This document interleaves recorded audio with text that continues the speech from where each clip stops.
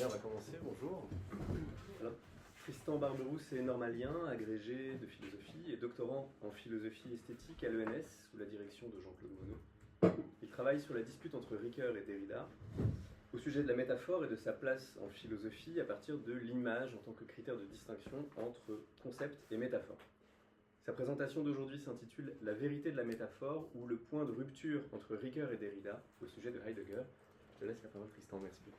Merci beaucoup, David Simonin, de m'avoir invité cette séance-ci. Et donc tu m'as déjà présenté, merci aussi. Je voulais te remercier de l'opportunité que ça me donne de parcourir entièrement mon corpus, qui est composé de 3 textes, 2 de Derrida, 1 de Ricoeur. Le premier de Derrida, c'est La mythologie blanche, de 1971, qui est repris dans Marge. Celui de Ricoeur, c'est La métaphore vive, paru en 1975. Et le troisième et dernier, celui de Derrida encore, qui s'appelle Le retrait de la métaphore, paru en 1978 et repris dans Psyché, volume 1. Donc grâce à toi, David Simonin, j'ai pu ouvrir Heidegger et le lire pour de vrai. Et voilà, on peut se lancer donc. Mon chronomètre, c'est bon. Il ne faut pas raconter d'histoire. Voici la mise en garde de Heidegger au paragraphe 2 de Être et Temps. Keine Geschichte erzählen. Heidegger explique que c'est là le premier pas philosophique dans la compréhension du problème de l'être. Il fait en fait référence au sophiste en 242c, où l'étranger condamne tous ceux qui ont, donc en langue originelle, Mython tina diegestai, tous ceux qui ont raconté des histoires. Raconter des histoires, c'est-à-dire déterminer l'étang comme étant en sa provenance par le recours à un autre étang, comme si l'être avait le caractère d'un étang possible.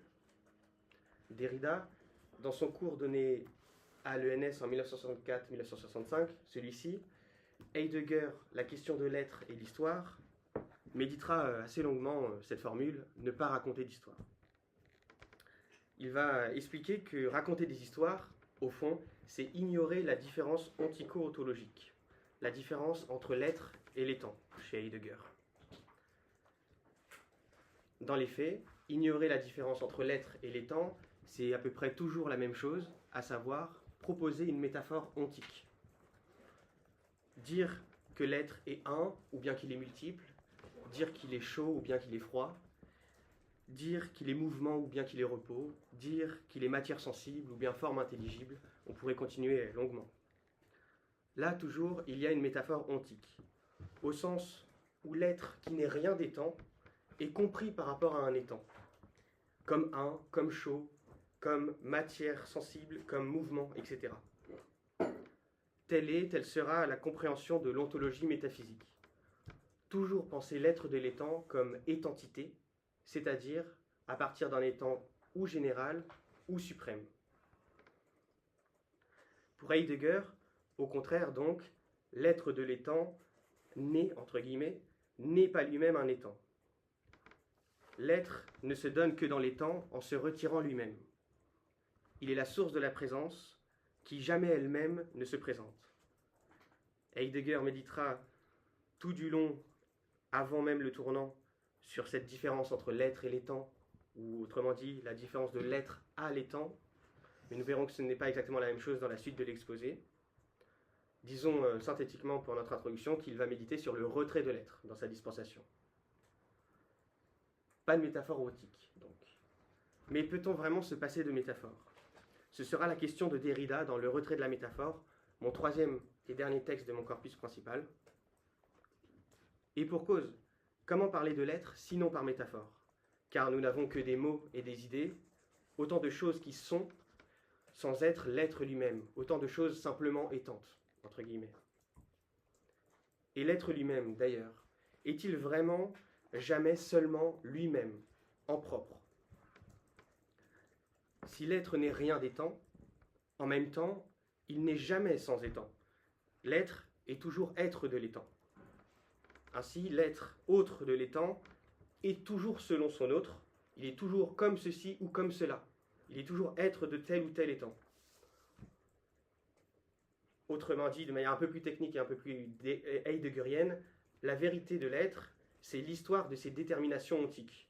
C'est la somme et la suite des guises de la présence que la métaphysique va recueillir, l'être comme ousia, comme logos, comme idéa, comme énergéia, substantialité, objectivité, volonté, etc. Ça peut continuer longtemps avec Heidegger. En tout cas, nous comprenons qu'il y a là aussi une nécessité de la métaphore ontique, et même une double nécessité.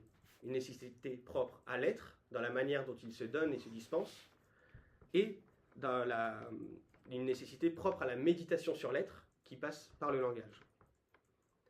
Nécessité de la métaphore et nécessité de dépasser cette nécessité. Derrida parlerait, si on reprenait ces mots, d'une possibilité impossible. Et cette possibilité impossible, il va la nommer justement, au terme de notre parcours, la quasi-métaphore.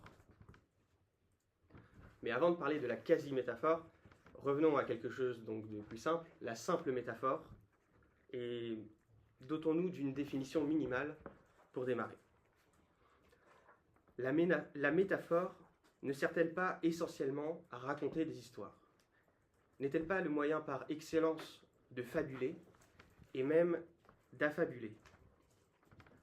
Aristote définit la métaphore au chapitre 21 de la Poétique comme, je cite, le transfert d'un mot d'un domaine à un autre. Et au début de la métaphore vive, Ricoeur restituera l'interprétation traditionnelle qui sera faite de cette, définition de la métaphore que j'ai vraiment condensée, dont j'ai donné que le début, mais qui est l'essentiel pour la tradition de la pensée métaphorique. Ainsi, il va restituer l'interprétation traditionnelle qui sera faite de cette définition de la métaphore comme transfert d'un domaine à un autre. Il va expliquer que c'est là la métaphore trope au cours de l'histoire de la rhétorique, une métaphore trope qui est basée sur une conception sémiotico-substitutive. Donc, dans l'exemplier beaucoup trop long que je vous ai donné, mais qui est, en plus, pour que vous retrouviez les passages un peu développés et dont je ne vais pas du tout citer, il y a donc des citations en trop, mais il y a aussi des développements en trop, et je vous renvoie au développement numéro A, parce que je n'ai pas le temps de développer, en détail, la conception sémiotico-substitutive de la métaphore trope. La métaphore telle que pensée traditionnellement. Retenons de ce développement que, dans la logique sémiotique, la métaphore est conçue comme un accident de dénomination. Elle est un simple écart, ou, dit encore Ricoeur, une manière insolite d'appeler les choses. Un mot, par exemple lion, est utilisé à la place d'un autre mot qui aurait mieux convenu ou qui aurait été plus approprié. Par exemple, Achille. On va dire le lion bondit au lieu de dire Achille bondit. Cette substitution serait au mieux une ornementation et au pire une falsification. Une falsification où on passerait insidieusement du comme, de l'être comme métaphorique, à l'être. Ainsi, la métaphore trope, pensée selon la rhétorique traditionnelle, sous prétexte de ressemblance, le comme, elle serait un détournement du sens propre, son remplacement par un sens figuré, au risque donc que le sens figuré passe pour le sens propre. Nous comprenons ainsi que la métaphore, elle est suspectée de raconter des histoires. On pourrait y réfléchir un peu plus et se dire qu'en effet, la métaphore est omniprésente dans les mythes, qui, comme chacun sait, sont faux. Dans les mythes, mais aussi ailleurs en philosophie. À moins que la philosophie, même la plus sérieuse, la moins littéraire, entre guillemets, ne soit déjà une mythologie. C'est là une thèse assez classique en philosophie, une thèse à laquelle Jacques Derrida s'attaque dans la mythologie blanche. Je n'ai pas le temps d'y revenir, mais en tout cas, ce n'est pas du tout la thèse qu'il défend. C'est le développement B, auquel je vous renvoie si cela vous intéresse. Et donc revenons à Heidegger. Heidegger, quant à lui, conjure la métaphore pour penser la vérité de l'être. Et le problème aujourd'hui, c'est qu'il conjure en un double sens, au sens où il jure avec et qu'il rejette. On retrouve en effet partout des métaphores chez Heidegger, et partout leur dénégation. Deux sites métaphoriques, cependant, vont retenir l'attention de Ricoeur. Deux sites en particulier. Tout d'abord, le premier site, dans le principe de raison, à la 6e leçon, où Heidegger énonce que, je cite, « la pensée doit saisir du regard ce qui s'entend », et précise, juste après avoir dit cela, que la pensée doit saisir du regard ce qui s'entend, qu'il ne s'agit là aucunement d'une métaphore. Je vous lis la suite. « Puisque notre entendre et notre voir ne sont jamais une simple réception par les sens, il ne convient pas non plus d'affirmer que l'interprétation de la pensée comme saisie par l'ouïe et le regard ne représente qu'une métaphore, une transposition dans le non-sensible du soi-disant sensible. » Et Heidegger de conclure, un peu plus loin, ce qui deviendra un adage selon Ricoeur, « Le métaphorique n'existe qu'à l'intérieur des frontières de la métaphysique. » Ensuite, second site, dans Acheminement vers la parole, à la 3e conférence de la série des 3 conférences Le déploiement de la parole, Heidegger, cette fois-ci, commente un poème de Hölderlin, une élégie, Pain et vin. Et dans cette élégie, le poète, à un moment, nomme la parole, die Sprache, la fleur de la bouche, Blume des Mundes. Il dit encore que les mots sont comme des fleurs, Worte wie Blumen. Et là aussi, Heidegger nous avertit immédiatement, nous resterions en pleine métaphysique à vouloir tenir pour une métaphore cette nomination de Hölderlin, mots comme des fleurs. Voici pour les 2 sites à partir desquels nous allons travailler et à partir desquels Ricoeur et Derrida se sont disputés. Comment donc chacun, Ricoeur et Derrida, se positionnent-ils par rapport à la vérité et à la métaphore de Heidegger? Commençons par Ricoeur. À mon sens, toute la métaphore vive de Ricoeur, elle est orientée par une énigme qui est posée par Aristote dans la rhétorique au livre 3, chapitre 11. L'énigme selon laquelle la bonne métaphore est celle qui dépeint, qui fait image ou encore qui met sous les yeux, selon les traductions. Elle fait tout cela en tant qu'elle signifie les choses en acte. C'est un peu l'ouverture de la métaphore vive. Et à la toute fin, à la 8e et dernière étude, Ricoeur proposera sa réponse à ce que peut bien vouloir signifier de montrer par ce qu'on signifie en acte. Et il va le faire, il va livrer cette réponse en interprétant l'acte aristotélicien avec et contre Heidegger. Mais prenons les choses dans l'ordre. Si, à la fin de la métaphore vive, il y a une ampleur toute phénoménologique et herméneutique de la métaphore, il y a d'abord une assise sémantique.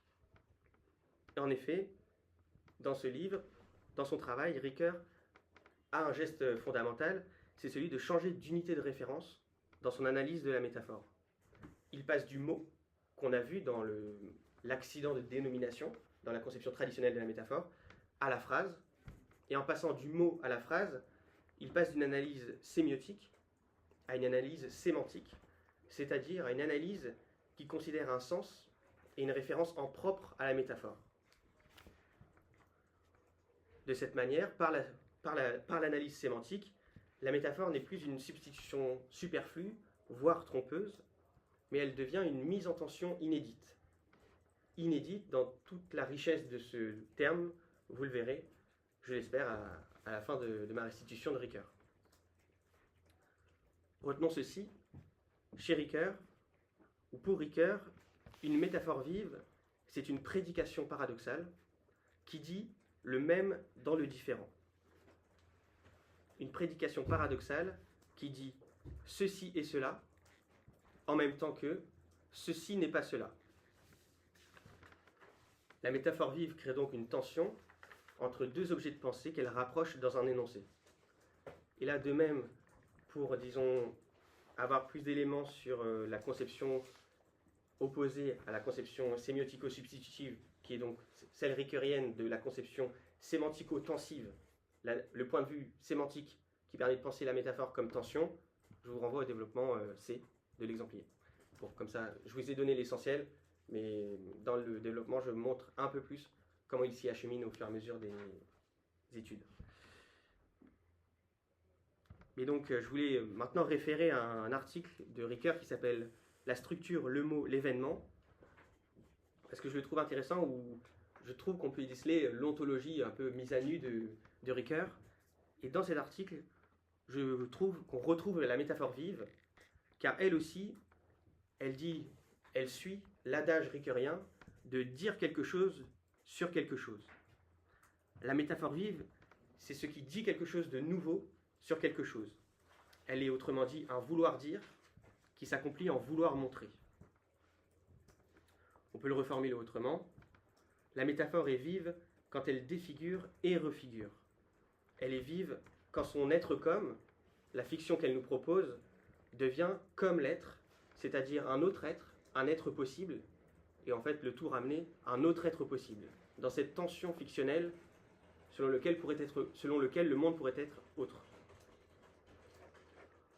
La tension donc, le même dans le différent. Ricoeur explicite cette idée dans sa 6e étude, le travail de la ressemblance, cette 6e étude qui opère la transition entre le point de vue sémantique et le point de vue herméneutique. Dans cette 6e étude, Ricoeur interprète le propos récurrent d'Aristote comme une autre énigme, une énigme dans l'énigme, propos récurrent selon lequel bien faire des métaphores, c'est bien voir le semblable. Bon, en fait, là aussi, il y a un autre développement, mais je vais vous passer, à chaque fois dès qu'il y a des développements, vous le verrez. Normalement, c'est assez synthétique, donc voilà. En résumé, le semblable pour Ricoeur à la suite d'Aristote, ce n'est pas exactement le même, c'est plutôt le même, mais aperçu en dépit de la différence et malgré la contradiction. La métaphore vive, par là, serait la mise en évidence d'un procès qui serait suspendu, le procès de la constitution conceptuelle ou identification. En tant qu'elle montre le même dans le différent, elle ne resserre pas tout de suite vers une identification qui serait un concept bien arrêté. En cela, la métaphore vive, elle serait comme la genèse du concept et une inévidence. Comment peut-on penser qu'une chose est une chose en même temps qu'une autre? Et par là, l'ouverture ou la suscitation par excellence de l'interprétation. D'où le passage à la dimension herméneutique de la métaphore vive. Avant-dernière étude, à la fin de sa 7e étude, Ricoeur prépare son passage final à la 8e avec la philosophie, ou disons sa phénoménologie herméneutique. Et il récapitule la triple tension qu'il a étudiée jusque-là de la métaphore. Il y avait d'abord une tension dans l'énoncé, entre le mot qui est pris métaphoriquement et le reste de l'énoncé. Le lion est pris métaphoriquement, tandis que bondit, armé, pour s'attaquer vaillamment aux ennemis, ça c'est pris littéralement. Deuxième tension, entre deux interprétations de l'énoncé. L'interprétation littérale, un vrai lion a donc bondi pour s'attaquer à des ennemis, et l'interprétation métaphorique, mais non, en fait c'est Achille qu'on prend pour un lion, qu'on compare à un lion qui a attaqué les ennemis. Enfin, troisième tension, dans la fonction relationnelle de la copule, dans la fonction relationnelle du verbe être, entre identité et référence, où dire qu'Achille est un lion, c'est en même temps dire est et n'est pas. C'est le comme. Ricoeur va ajouter que la tension, il y en a une quatrième, et qu'elle existe non plus à l'échelle du sens, mais à l'échelle de la référence, dans l'être qui est lui-même affirmé. C'est-à-dire dans la copule, non plus en son sens ou dans sa fonction relationnelle, mais en sa fonction existentielle. Et c'est donc tout le chemin de la 8e étude qui est alors ouvert. C'est tout le questionnement de la vérité métaphorique auquel on s'achemine enfin. Vérité métaphorique de l'être, ou ce qui est affirmé, ou l'être qui est affirmé l'est métaphoriquement.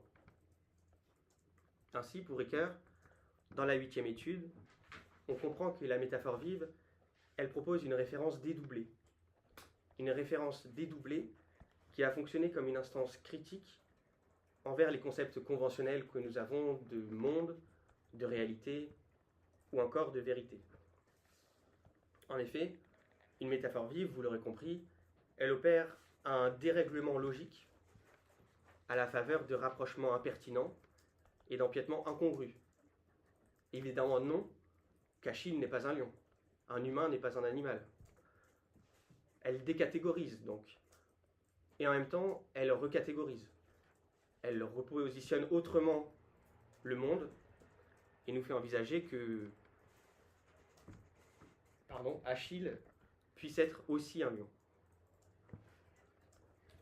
Entre cette décatégorisation et recatégorisation, Ricoeur va s'enfoncer.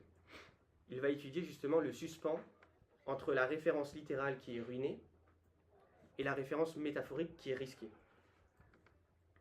Il tente en fait de penser une sorte de voie moyenne entre ce qu'il appelle la naïveté ontologique, se rallier du côté de cela est, oui c'est bel et bien un lion, Achille s'est transformé en lion, et l'autre côté, l'autre versant, la démythologisation, cela n'est pas, évidemment que non, c'est une pure figure de style, une ornementation qu'il faudrait juste supprimer, on parle seulement d'Achille. Et les lions n'ont rien à faire là-dedans, à part ornementer, voire nous tromper. Raconter des histoires donc. Cela est et cela n'est pas. La métaphore vive propose un comme si qui paraît marquer, selon Ricoeur, je cite, l'irruption dans le langage de l'antéprédicatif et du précatégorial. Or cela exige de faire appel à un autre concept de vérité, selon Ricoeur, que celui de vérité-vérification, qui serait corrélatif de notre concept ordinaire de réalité. En effet, avec la vérité métaphorique, il n'est plus question du règne de l'objet, et donc de la vérité adéquation entre une pensée et une réalité qui serait préexistante, ou bien établie, entre guillemets. Ricoeur suggère au contraire que la vérité métaphorique est une vérité comme manifestation. Il reconnaît là tout à fait, en note de bas de page, un accent heideggerien. Il propose la vérité manifestation contre la vérité adéquation. Ricoeur poursuit, la métaphore vive montre bel et bien en acte, si tant est qu'on interprète l'acte aristotélicien de manière heideggerienne. L'acte, l'energeia, donc ni comme un acte dans le français classique, ni comme action, ni comme fabrication, ni comme mouvement, mais en fait en deçà totalement de toutes ces distinctions possibles. L'en deçà total, pour Ricoeur, c'est donc l'originaire, c'est la physis.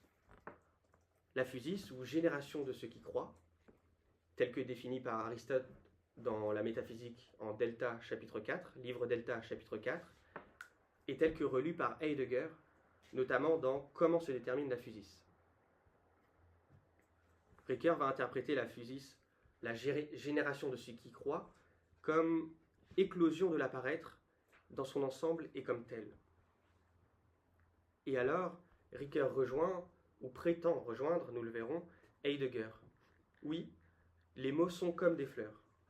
La métaphore vive le démontre, ou plutôt, elle le montre par excellence, parce qu'en tant qu'éclosion, elle est le principe d'ouverture même. Je vous cite Ricoeur, « Signifier l'acte serait voir les choses comme non empêchées d'advenir, et les voir comme cela qui éclot. »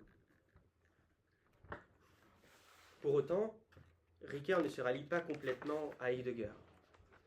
Dans la suite du texte, il va critiquer l'apparente condamnation totale de la métaphore par Heidegger. Ricoeur commente donc les deux passages que je vous ai cités plus tôt, l'un dans le principe de raison, l'autre dans l'acheminement vers la parole. Et il explique que dans ces passages, en fait, Heidegger ne fait que critiquer la simple métaphore, la métaphore caricaturée, celle qui est amalgamée à la métaphysique. En effet, Heidegger rejette le transport du sens propre au sens figuré en tant qu'il serait un transport métaphysique, en tant qu'il serait un transport donc du sensible au non-sensible ou intelligible. Or, pour Ricoeur, Heidegger propose, avec mots comme des fleurs par exemple, une métaphore véritable au lieu même où est récusée la métaphore, donc au sens métaphysique. Pour Ricoeur, la métaphore véritable chez Heidegger, c'est la métaphore qui s'écarte de la pensée représentative et qui se conforme à la pensée méditative. C'est donc la métaphore qui est en phase avec la nouvelle langue de Heidegger, la langue qui se place sous le signe de la donation, comme l'esgibt de l'Eregnis. La pensée représentative étant déterminée par le rapport entre sujet et objet, ou la manière dont le sujet s'apprésente un objet. et elle connote donc très fortement l'idée de vérification-adéquation entre une pensée et une réalité préétablie. Ricoeur cite ensuite Heidegger dans Le déploiement de la parole, qui est dans Acheminement vers la parole. Il cite Heidegger, il s'appuie sur lui pour dire que et Heidegger et lui sont d'accord au fond sur le fait que la poésie véritable, je cite, éveille la vision la plus vaste, fait remonter la parole à partir de son origine et, dernière citation, fait apparaître le monde. Mais, difficulté, le monde chez Heidegger, précisément, ce n'est pas la Terre, ce n'est pas la physis. La Terre, dont parle aussi Heidegger, est exactement dans le passage que Ricoeur cite, dans ce passage du déploiement de la parole, il en parle en même temps que le monde. Mais Ricoeur ne mentionne pas la Terre, la physis, avec le monde. La Terre qui est tout contre le monde. Dans sa citation, c'est comme s'il amalgamait la définition de la physis avec celle du monde. Évidemment, Ricoeur le fait en connaissance de cause, donc on y viendra. Mais il le fait sans l'expliciter complètement. Et donc, qu'est-ce que cette histoire de rapport, de co-appartenance et de combat entre la Terre et le monde? On peut le lire dans L'origine de l'œuvre d'art, où Heidegger donne des définitions. Il dit « La Terre », donc dit R2 en allemand, qui vient traduire « physis », la Terre, c'est le sein dans lequel l'épanouissement reprend, en tant que tel, tout ce qui s'épanouit. En tout ce qui s'épanouit, la Terre est présente en tant que ce qui héberge. Quant au monde, un monde, das Welt, est le toujours inobjectif, sous la loi duquel nous nous tenons, aussi longtemps que les voies de la naissance et de la mort, de la grâce et de la malédiction nous maintiennent dans l'éclaircie de l'être, là où se décident les options essentielles de notre histoire. Et l'œuvre, pour Heidegger, c'est deux choses en même temps, c'est à la fois la mise en place du monde et un faire venir matériel ou terrestre, le faire venir terrestre, disons. Il dit, installant un monde, l'œuvre fait venir la terre. Mais il faut bien comprendre qu'il y a un combat dans l'œuvre entre la terre et le monde. Le monde se fonde sur la terre et la terre surgit au travers du monde.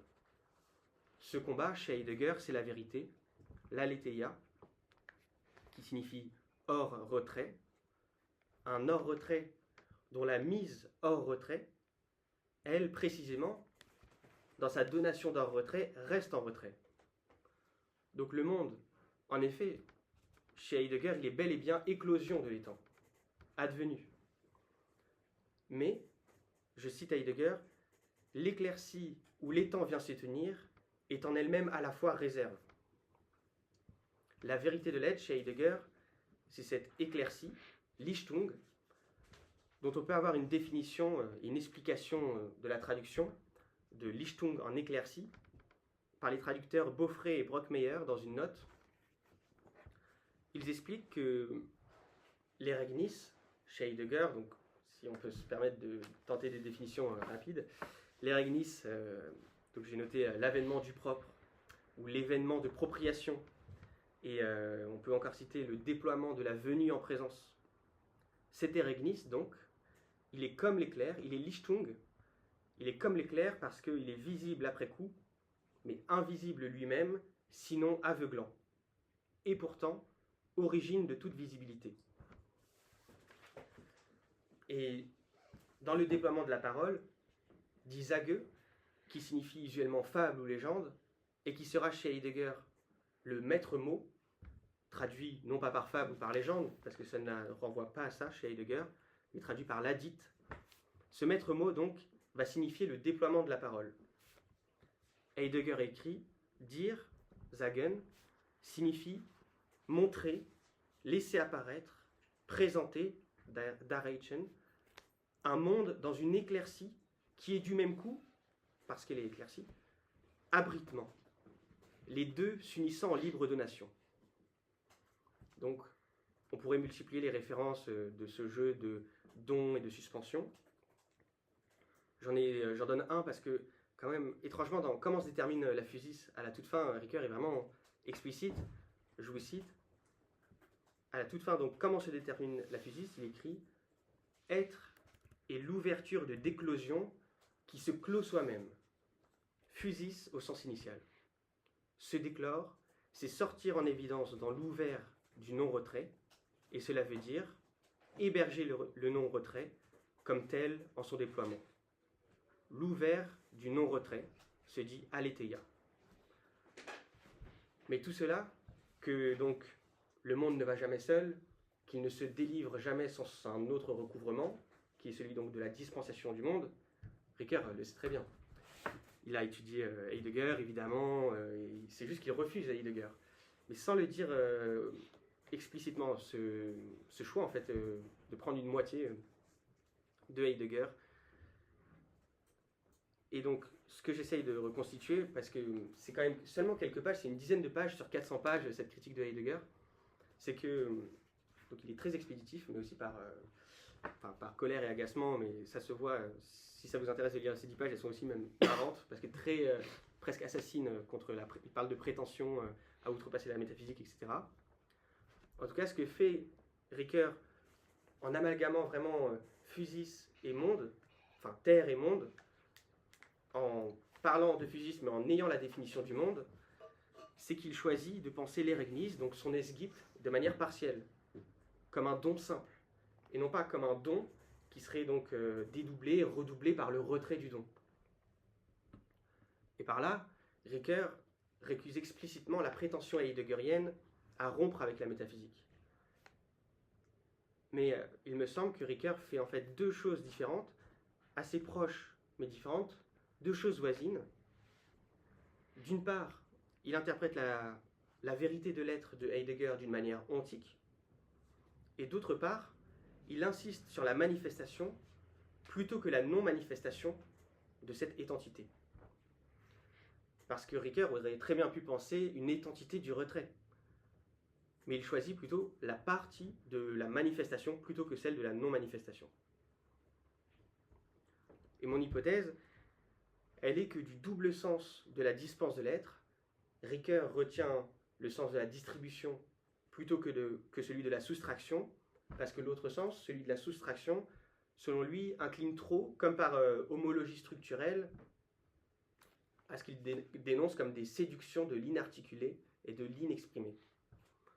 Donc non seulement l'ontologie ricoeurienne, elle est éclosive, elle est vive, c'est-à-dire qu'elle tend bien plus vers la manifestation que la non-manifestation, mais en plus, Ricoeur refuse de précipiter la pensée dans le vide, ce vers quoi tendrait une conception, disons, étante de l'être, de l'étant, par le retrait. En somme, Ricoeur lutte contre la tentation heideggerienne de l'ineffable, et précisément, justement, chez Ricoeur, la métaphore vive, elle ne dit l'existence vive qu'en tant qu'elle est fable. Cette fonction de fable, qui est donc explicitée chez Ricoeur, une fonction de fable et de redescription, je trouve qu'elle se comprend à la relecture. Parce que c'est à la 8e étude qu'on comprend ce que faisait Ricoeur dans la première étude, dans sa relecture de Aristote, où il nous explique, on ne comprend pas encore jusqu'où il veut en aller, parce que c'est comme s'il donnait en fait des indices de la réponse à l'énigme aristotélicienne. Mais dans la première étude, Ricoeur donc interprète la poiesis aristotélicienne. Il explique que donc cette poiesis, la poétique, l'art de composer des tragédies, c'est essentiellement une mimésis des actions humaines qui passe par le mythos, principalement. Mythos qui est l'assemblage des actions accomplies. Or, la métaphore, dans cette élaboration poétique, elle est un élément de la lexis. La lexis, ou expression, c'est l'assemblage des vers. Et justement, la lexis, elle fait partie intégrante de la construction du mythos. L'hypothèse de Ricoeur, en fait, c'est que le mythos, c'est un élément parmi 6 des différents éléments à partir desquels on construit une tragédie. Mais en fait, c'est l'élément fondamental qui va orienter et innerver tous les autres parties de la tragédie. D'où la lexis, elle permet de construire des actions indirectement. La manière dont on écrit participe au récit général, au mythos. Mais c'est pas ça qui est le plus intéressant, c'est que Ricoeur va un peu plus loin et il dit qu'en fait la métaphore en tant qu'elle est une prédication paradoxale, à elle seule, déjà, elle est un poème en miniature. En fait, la métaphore, elle est en quelque sorte un petit mythos. Elle invente de par son ordre et sa composition. Et ça, c'est le passage à l'analyse sémantique qui permet de développer et de mettre en valeur l'ordre, la prolongation de la métaphore dans un énoncé, dans un enchaînement d'énoncés, etc. Donc en somme, pourquoi la métaphore est fable chez Ricoeur? Parce qu'elle redécrit, comme mimésis, elle redécrit du fait de son articulation tout en développement. Articulation tout en développement, comme le mythos. En effet, la métaphore, elle est souvent filée, elle est souvent intégrée à un cotexte et à un contexte. Elle n'est pas réduite à un seul mot et encore non plus à une seule phrase. Donc première, disons, dimension importante de la métaphore vive comme fable. Et il y a aussi une deuxième dimension qui est paradoxalement assez opposée, je trouve. C'est que la fable de la métaphore vive, c'est aussi en même temps le mythos en tant qu'il est opposé au logos. Pour ça, je n'ai pas trop le temps de développer, et en fait, disons le temps tout court, parce que je ne suis qu'en deuxième année de thèse, mais j'y viendrai plus tard. Ce que je peux vous dire pour l'instant, c'est que la métaphore vive, elle est aussi fable, mythos, en tant qu'elle est opposée au logos, au sens où la métaphore vive, elle est une ressource pour la philosophie. La métaphore vive, chez Ricoeur, elle est assez analogue à l'idée esthétique chez Kant. Elle témoigne de l'imagination créatrice, de l'élan et de la requête de l'imagination créatrice à l'égard de la pensée conceptuelle, une requête qui s'énonce donc chez Kant comme un penser plus. Un penser plus chez Ricoeur qui ne sera jamais rémission dans le savoir absolu. Et en fait, par là, Ricoeur propose une certaine articulation des sphères de discours, entre par exemple donc, la sphère poétique et la sphère philosophique. Il veut préserver une indépendance de la sphère philosophique, mais il trouvait sa génération, sa régénérescence dans la sphère poétique. Donc ça, c'est aussi un grand enjeu de la 8e étude de la métaphore vive. Mais donc, ce mythos opposé au logos, ce mythos que la sphère poétique exprimerait le mieux, c'est ce que Ricoeur appelle aussi, mais là aussi, il peut sembler un peu expéditif, et donc je dois aller voir dans d'autres textes de Ricoeur, parce que tout se conclut très vite, étonnamment. Il appelle ça la dimension d'appartenance, la dimension du lié, donc j'aimerais aller voir plus en détail ailleurs, là où il en parle. En tout cas, donc la partie sur Ricoeur, elle aboutit maintenant. On peut retenir que chez Ricoeur, la vérité métaphorique, en somme, c'est une vérité de manifestation, c'est l'ouverture de l'originaire, une ouverture telle que la philosophie ne saura refermer. D'où donc la phénoménologie et l'herméneutique chez Ricoeur, le vif étant ce qui restera toujours à interpréter.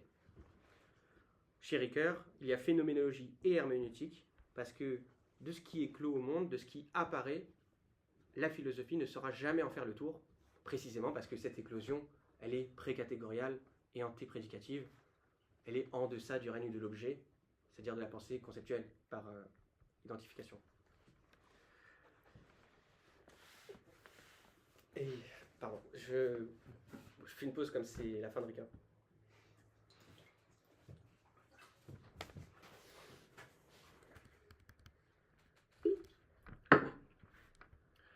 Donc, deuxième moment sur Derrida. On est à 37 minutes. Donc, Derrida, dans Le retrait de la métaphore, qui est le troisième texte que j'étudie, il conteste la critique de Ricoeur, donc critique que Ricoeur fait de son texte précédent, qui est mon premier texte dans le corpus, La mythologie blanche.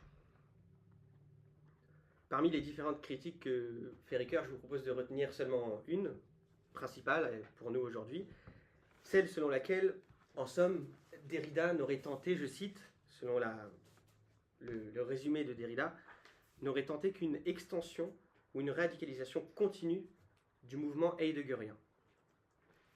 En guise de protestation, Derrida donc signe un nouveau texte, Le retrait de la métaphore, où il va développer, disons, sa déconstruction de Heidegger. Mais déjà, dans son premier texte, dans la mythologie blanche, Derrida marquait un désaccord avec Heidegger. En note qu'il ne manquera pas de rappeler dans Le retrait de la métaphore, pour accuser Ricoeur d'avoir mal lu, Derrida, donc, en note, explique que l'opposition entre sensible et non sensible, pour déterminer la métaphore, elle ne lui semble pas du tout être le trait le plus pertinent. Pour autant, force est de constater que Derrida rejoint Ricoeur au sujet de la situation épocale du concept de la métaphore. Situation épocale, c'est-à-dire qu'elle appartient en tant que concept, la métaphore, le concept de métaphore, oui, dépend bel et bien de la métaphysique.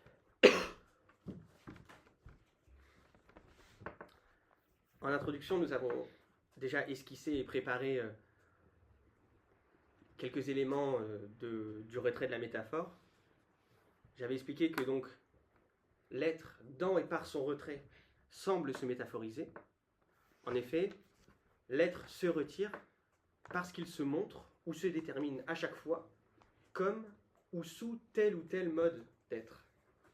Donc l'être comme eidos, comme subjectivité, comme volonté, comme travail, etc. Ainsi, dit Derrida, son comme oblitère son comme tel. L'être, tour à tour, n'est qu'un certain tour de lui-même. Et il semble donc pouvoir n'être nommé, je cite Derrida, que dans un écart métaphorico-métonymique. Heidegger en parle explicitement de cette épocalité, époquée au sens de suspens de l'être, notamment dans la parole d'Anaximandre, je vous lis. Ainsi, l'être retient sa vérité. Cette retenue est la guise première de sa déclosion. Le secret de ce retrait, à son tour, a trait à la retenue d'un suspens. Nous pouvons nommer époquée de l'être cette retenue éclaircissante de la vérité de son essence. Et dans l'origine de l'œuvre d'art, on lit « La vérité est, en son essence, non-vérité ». Plus loin, « La vérité est non-vérité dans la mesure où lui appartient le domaine de provenance du non encore éclos au sens de la réserve. » Donc l'être, donc, semble, par son retrait, se métaphoriser. Il ne se montre jamais tel quel, mais toujours comme ceci ou comme cela. Pour autant, nous dit Derrida, commentant Heidegger, on ne saurait dire, à proprement parler, que l'être se métaphorise par la métaphysique, ou encore que la métaphysique est une grande métaphore de l'être. Et pour cause, la manière dont on le nommerait, de manière métaphorique, il serait vraiment une métaphore. La métaphore est un concept. Et en tant que telle, elle appartient au domaine de la métaphysique. Derrida écrit « Ce concept s'est fixé à partir du couple d'opposition métaphysique, sous-entendu le couple d'opposition métaphysique littéral versus métaphorique, ou propre versus figuré, un couple d'opposition métaphysique qui sert à décrire des rapports entre étangs. On ne pourra donc pas parler de l'être, de son retrait, de manière littérale, et pas plus de manière métaphorique. Selon Derrida, le retrait de l'être ne saurait être pensé que selon un retrait de la métaphore. Mais là où ça devient derridien, c'est que ce retrait, il ne doit être pensé, pas simplement, il doit être pensé, je cite, dans tout le potentiel polysémique et disséminal du retrait. En effet, le retrait pour Derrida, c'est au moins deux choses. C'est le repli, donc ce qui se retire, et aussi le retour, c'est-à-dire la répétition, surchargeant d'un trait supplémentaire, retrait d'une métaphore de plus. Ainsi, le retrait de la métaphore chez Derrida, il donne lieu à une généralisation abyssale du métaphorique, il donne lieu au quasi-métaphorique, où le quasi vient nommer justement cette totalisation paradoxale, totalisation par invagination chiasmatique des bords. Ça, je renvoie, c'est un développement aussi dans l'exemplier, parce que c'est peut-être technique et abstrait comme formule. Mais si on prend du recul par rapport à tous ces tours et détours de l'expression derridienne, que fait-il de différent par rapport à Heidegger?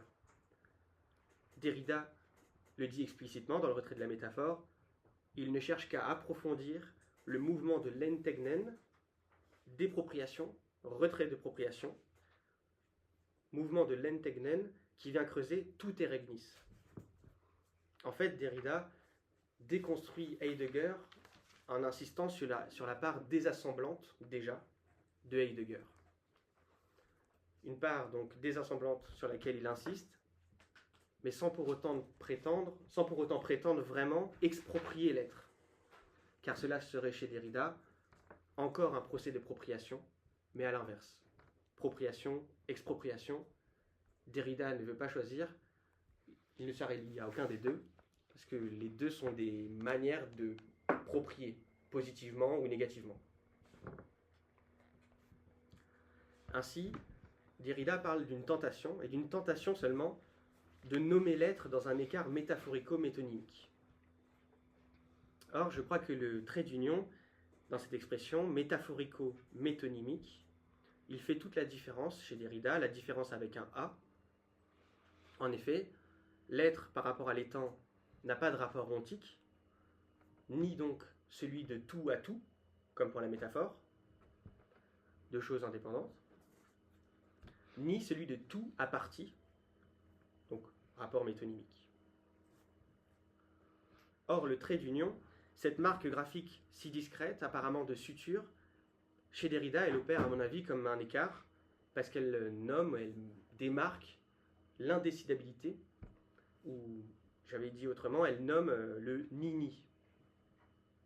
Métaphorico-métonymique, en fait ce n'est ni l'un ni l'autre.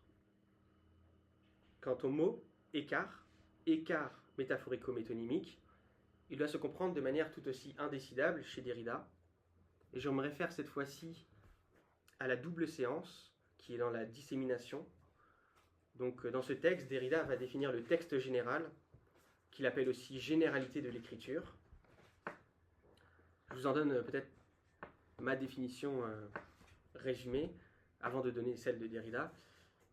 Le texte général, c'est, on pourrait dire, un système de renvoi de signifiants, ou une valence différentielle, mais qui serait hyperbolisé à tout système de renvoi ou tout type d'écriture au sens large.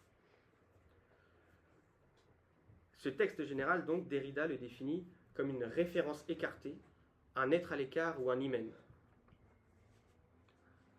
Il écrit aussi que le texte général, c'est une production métaphorique incessamment relancée par l'écart de l'être. Or, être à l'écart, écart de l'être, est là aussi indécidable pour Derrida.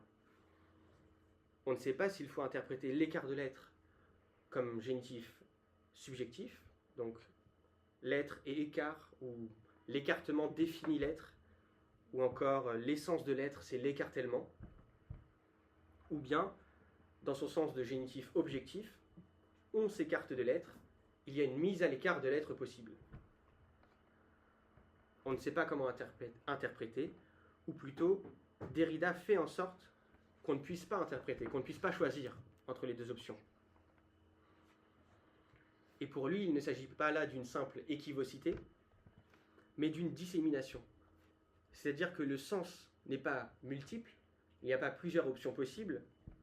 En fait, le sens, chez Derrida, il travaille à le faire errer et à le perdre via l'excès du syntaxique sur les sémantiques. Par des jeux d'écriture, il travaille à la dissémination du sens, qui donc n'est pas la simple multiplication du sens, mais sa mise en crise. Mais je vous propose d'étudier cela autrement, avec un article de Michel Lys qui m'a servi.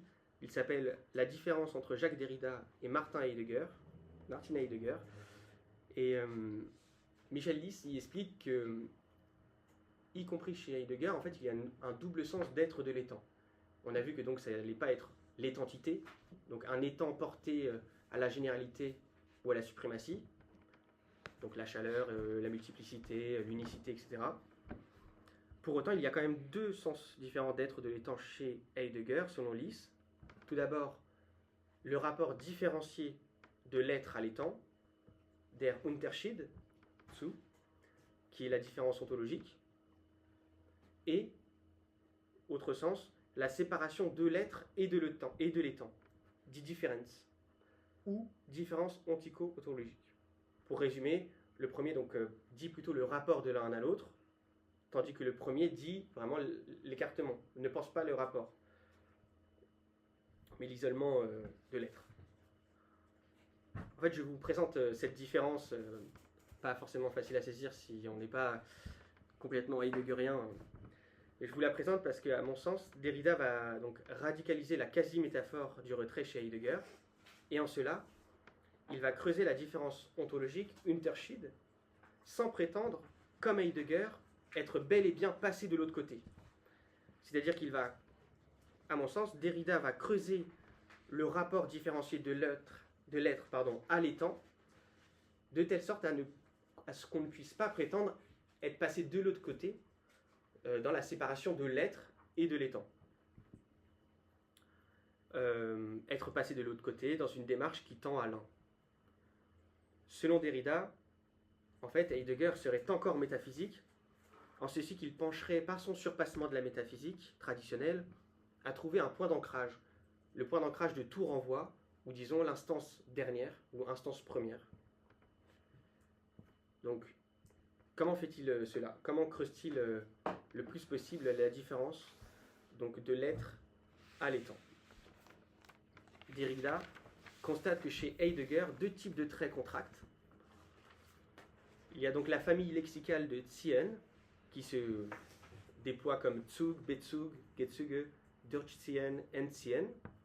Donc famille lexicale de Ziehen, qui connote l'attrait, l'attraction ou la mise en rapport. Et un autre type, une autre famille lexicale, qui est cette fois-ci Reissen, qui se délivre comme Ries, Aufries, Umries, Grundriss, etc. Mais retenons que en fait, Reissen, ça connote cette fois-ci non pas, disons, l'attrait ou la mise en rapport, mais l'entame, ou la coupe, gravure, frayage, ouverture. Et Heidegger, en fait, va penser une co-appartenance entre la pensée et la poésie, entre Denken et Dichten, à partir du trait. Dans la conférence Le déploiement de la parole, on lit que la proximité de la poésie et de la pensée est une proximité dans le dire, des Sagens. Donc j'ai noté dans l'exemplier beaucoup de lieux où en fait Heidegger pense le voisinage, l'approchement entre pensée et poésie par leur découpe. Mais on va retenir une citation qui est la plus importante et celle que Derrida commente, celle selon laquelle poésie et pensée se co-appartiennent en tant qu'ils sont des parallèles qui se coupent à l'infini. Je vous cite en détail le passage d'acheminement vers la parole. Heidegger dit, là-bas, elles, donc poésie et pensée, là-bas, elles se coupent en une taille qu'elles ne font pas elles-mêmes. Par elles, au contraire, elles sont entaillées dans la gravure de leur déploiement voisinal. Elles y sont signées. Cette signature est le trait der Riss. Il trace en ouvrant, tout d'un coup, la poésie et la pensée à leur commune proximité. Derrida va synthétiser le trait Riss. Il opère comme un trait Zug, qui permet donc d'attirer, Ziehen, ou de rapporter, de Bezug, poésie et pensée l'une à l'autre. Ce trait, c'est ce qui fait être poésie et pensée, c'est ce qui leur permet chacune à leur manière de dire la vérité de l'être, donc de dire la dite, die Sage, selon Heidegger, la dite de la venue appropriante, die Sage des Ereignens. Ce trait, c'est ce qui fait être sans être lui-même. Pour Derrida, c'est clair, c'est la différence avec un A. Comme c'est un passage compliqué, je vous propose de lire un peu en détail ce que dit Derrida, qui reformule Heidegger. Donc, diese Zeichnung ist der Reiß, dit alors Heidegger. Il entame, reißt auf. Il trace en ouvrant Dichten et Denken, poésie et pensée, dans l'approchement de l'un à l'autre. Cet approchement ne les rapproche pas depuis un autre lieu, où ils seraient déjà eux-mêmes et se laisseraient ensuite attirer, ziehen. L'approchement et l'Ereignis, qui renvoient dichten et denken dans le propre, in das eigene, de leur essence, Wesen. Le trait de l'entame, donc, marque l'Ereignis comme propriation, événement de propriation. Il ne précède pas les deux propres qu'il fait venir à leur propriété, car il n'est rien sans eux. En ce sens, il n'est pas une instance autonome originaire, elle-même propre par rapport aux deux qui l'entament et allient. N'étant rien, il n'apparaît pas lui-même. Il n'a aucune phénoménalité propre et indépendante, et ne se montrant pas, il se retire. Il est structurellement en retrait, comme écart, ouverture, différentialité, trace, bordure, traction, effraction, etc. Dès lors qu'il se retire en se tirant, le trait est a priori retrait, inapparence, effacement de la marque dans son entame. Son inscription, comme j'ai tenté de l'articuler de la trace ou de la différence, n'arrive qu'à s'effacer. Et à mon avis, fin de la citation, à mon avis, la grande différence de Derrida par rapport à Heidegger, en fait, elle est performée dans cette traduction, dans ce mot de retrait, qui est une traduction pour dire plusieurs choses à la fois, pour dire donc le retrait de l'être, Entziehung, mais qui est aussi une traduction pour dire la double famille des traits qu'on a vu, donc ziehen, reißen, les deux manières de tracer, et plutôt non seulement de dire les deux en même temps, mais de dire leur contractation, comment ils contractent ensemble. Donc l'originalité de Derrida, à mon sens, par rapport à celle de Heidegger, enfin à mon sens, mais qui obéit à Derrida, parce que c'est ce que dit Derrida, donc je ne fais que rapporter la parole de Derrida, c'est de performer la différence avec un A par cette traduction-là du mot retrait, du mot français retrait, dans tous ces sens qu'on a pu voir, et plus encore. Heidegger, à l'inverse de Derrida, Heidegger prétend nommer, il prétend bien nommer. Dans sa conférence Le mot, toujours dans Acheminement vers la parole, il écrit contre la métaphore, je cite, « L'unité cherchée de la parole en son déploiement, qu'elle s'appelle le tracé ouvrant. Ce nom nous appelle, tracé ouvrant, Aufriss. Ce nom nous appelle, der Name heißt uns. Ce nom nous appelle à apercevoir plus nettement le propre de la parole en son déploiement. » Or, selon Derrida, là, Heidegger prétend être passé de l'autre côté. Il est passé du côté de l'être, où il va parler depuis l'être. En fait, Heidegger aurait fait un, cet autre qu'est l'être, et de là, toujours selon Derrida, son penchant in fine, la tendance heideggerienne, où la face tombe toujours du côté du rassemblement, du Legain, du Versammlung. Au contraire, Derrida, par le retrait, va travailler à la dissémination du sens. Ce qui est là encore être fidèle à Heidegger, à un certain Heidegger, un Heidegger mineur, qui ne prédomine pas dans l'œuvre de Heidegger. Le Heidegger pour qui, je cite, « le plus lointain reste au cœur de la proximité la plus proche ». En effet, Derrida cherche à prolonger le geste de Heidegger, et il ne le finit pas. Heidegger nous dit « les parallèles se coupent à l'infini ». Derrida tient cette idée jusqu'au bout, entre guillemets. Plus on recule, plus on se rapproche de l'origine, moins on trouve le noyau d'unité. Et là se trouve l'écart le plus irrésorbable. On retrouve en fait tout le programme de la conférence La Différence, qui a été donnée en 1968 à la Société française de philosophie. La différence, avec un A, écrit Derrida, est plus vieille que la différence ontologique ou que la vérité de l'être. Par là, Derrida réinscrit la différence ontologique dans le texte, là où Heidegger prétendait nommer depuis le dehors du texte. Depuis le dehors du texte, souvenez-vous, j'y ai insisté, ce nom nous appelle. C'est donc l'être qui nous parle depuis l'extériorité de notre simple parole, de notre langue vernaculaire.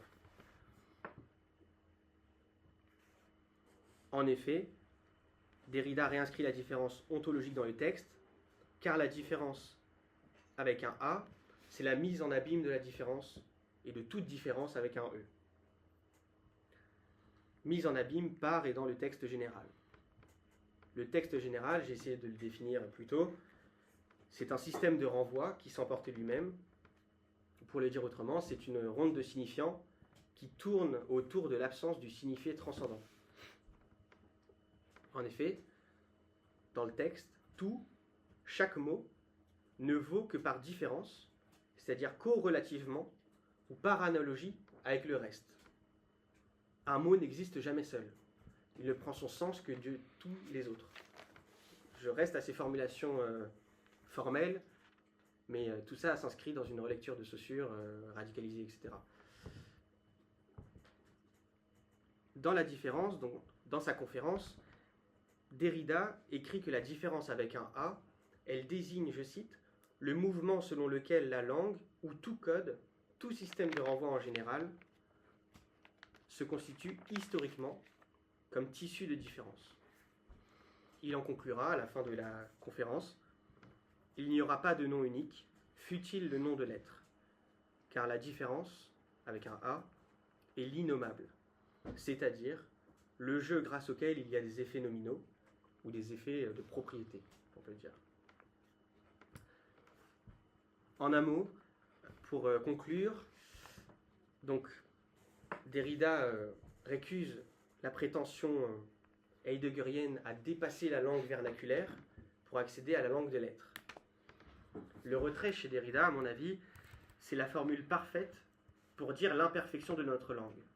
Le retrait est nommé par Derrida quasi-archilexique. Il est un terme de la langue qui dit la possibilité même de la langue, sauf qu'en tant que mot de la langue, il dit aussi qu'il ne sera jamais son dernier mot. Le retrait, ce n'est qu'un avatar parmi d'autres de la différence. Un mot parmi d'autres. Il y a le retrait, mais chez Derrida, il y a aussi le pas, le parasite, le supplément, le pharmacone, et tant d'autres. Retrait, en fait, là, dans ce texte, c'était simplement le terme le plus économique pour dire la différence. Économique, ou l'économie, c'est aussi ce mot qui est contradictoire, qui a un sens contradictoire, celui de la reprise et de la déprise, tout en même temps. Même si ça nous emmènerait ailleurs. Donc, retrait, comme tant d'autres mots, et parce qu'il est comme tant d'autres mots de la langue, dit qu'on n'aura jamais fini de dire. C'est-à-dire qu'on n'aura jamais fini de circuler dans le sens, à défaut d'atteindre la vérité. La vérité étant ce signifié unique et transcendant, signifié décollé de tout signifiant. Avec le retrait, en fait, Derrida fait la même chose que Mallarmé avec le blanc.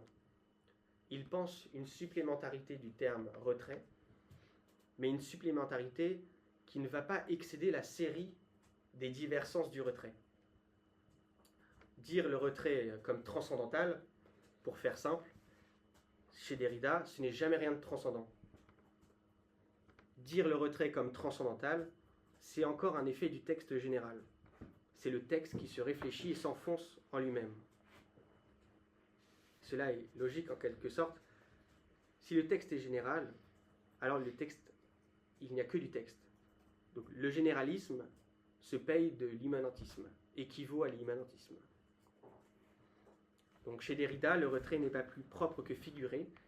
Il est l'écartèlement de ce qu'on pourrait bien entendre, aussi bien par propre que par figuré. Il est catastrophique, catastropique, dit Derrida, c'est-à-dire qu'il est un trope qui déstructure tout le discours.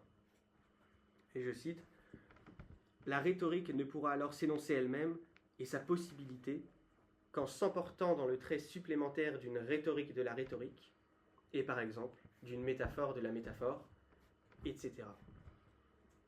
etc. et caetera, et le reste.